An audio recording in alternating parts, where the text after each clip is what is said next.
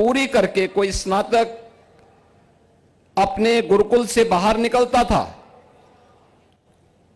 तो कुलगुरु के द्वारा जो उसे दीक्षा उपदेश दिया जाता था, यानी शिक्षा पूरी करने के उपरांत, तो वह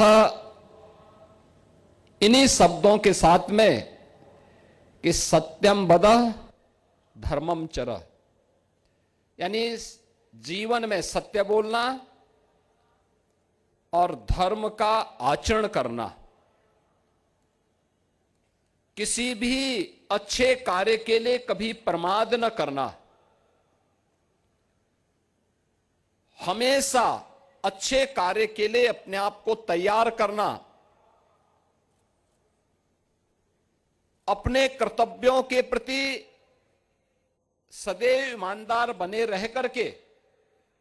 उसका अनुपालन करना और अपने जीवन में सदैव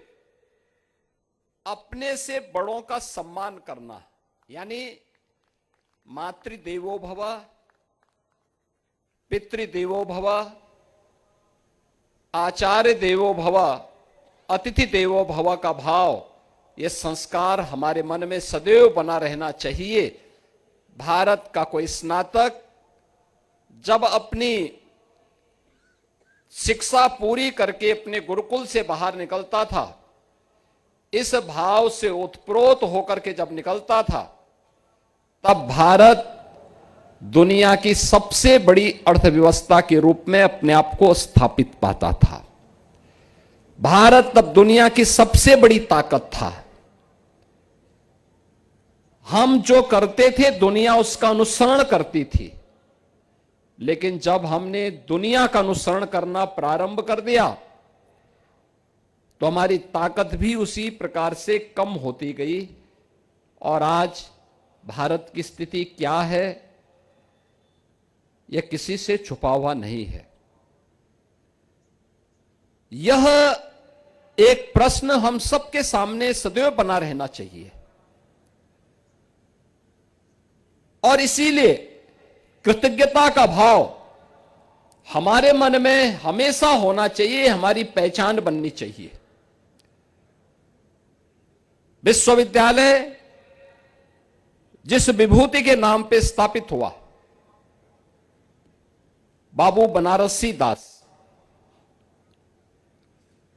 यह देश का एक जाना पहचाना नाम, जिनका जीवन संघर्षों से तपा था। देश की आजादी के लिए हमें कुछ करना है और इसके लिए उन्होंने अपने आप को समर्पित किया। देश की आजादी के प्रति उनके मन में जो जज्बा था, उस जज्बे के साथ जुड़ करके देश के स्वतंत्रता संग्राम सेनानी के रूप में उन्होंने देश के अंदर काम किया। अग्रिम पंक्ति में लड़कर के उस अभियान को एक नई ऊंचाइयां प्रदान की। स्वतंत्र भारत में उत्तर प्रदेश कैसा बनना चाहिए, इसके लिए लगातार प्रयास करते रहे और उत्तर प्रदेश के मुख्यमंत्री के रूप में भी उत्तर प्रदेश की वर्तमान जिन भी कार्य योजनाओं को हम आगे बढ़ाने में सफल होते हैं, उनमें कहीं ना कहीं भाव इन्हीं विभूतियों के छुपे होते हैं, जिन्होंने उत्तर प्रदेश के बारे में उस समय सोचा था। आज उसे मूर्त रूप देने का सौभाग्य हम सबको उत्तर प्रदेश के अंदर प्राप्त हो रहा है। अपने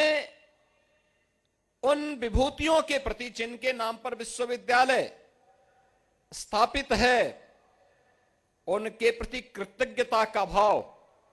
श्रद्धा का भाव हमारे अंतःकरण में हो। और दूसरा, जिस महापुरुष ने इतना बड़ा संस्थान अपने पूर्वजों की स्मृति को समर्पित करते हुए आधुनिक शिक्षा के साथ जोड़ते हुए यह संस्थान प्रदेश की राजधानी में दिया, स्वर्गीय अखिलेश दास जी, उनके प्रति भी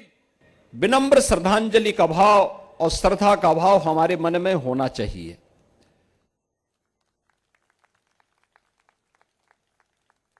स्वर्गीय अखिलेश दास जी ने केवल शिक्षा के लिए नहीं, स्पोर्ट्स के साथ भी संस्थान को जोड़ा था। आज आप देख रहे होंगे नए भारत में प्रधानमंत्री मोदी जी के नेतृत्व में आज भारत ने जो दूरी तय की है, एक लंबी छलांग लगाने के लिए दुनिया के अंदर भारत आज जिस उत्साह के साथ, जिस उमंग के साथ आगे बढ़ा है, वो हम सबको एक नई प्रेरणा प्रदान करने वाला है।